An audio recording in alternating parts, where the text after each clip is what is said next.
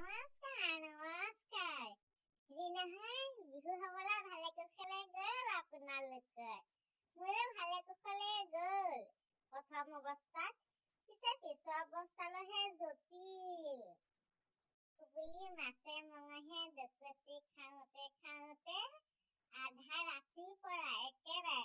চৌচনি লৈছে আৰু গম পাইছেনে নাই চৌচনি লৈছে আৰু ইচ ৰাম নক'ব আৰু শুকানে খুলিব পৰা অৱস্থা নহ'লগৈ তেনেকেই আৰু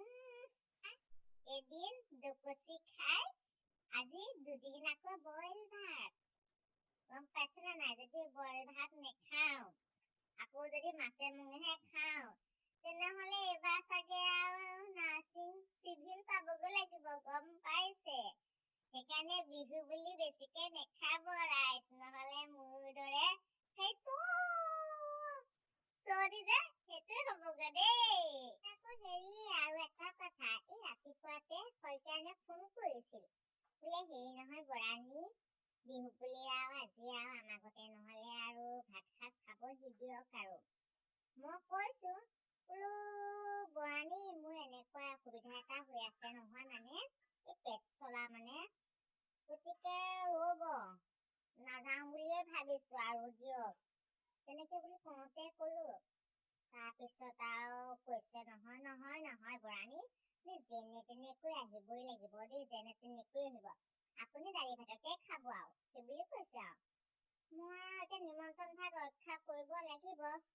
তথাপি আৰু নাজানো আৰু এতিয়া গোন্ধ পাওঁ ৰক্ষা পাওঁ নে নাপাওঁ মই আৰু মানে এই মাছ মাংস যে গোন্ধ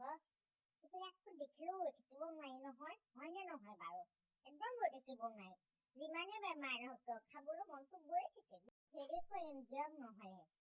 টিফিন এটাকে লৈ যাম টিফিন এটাকে লৈ যাম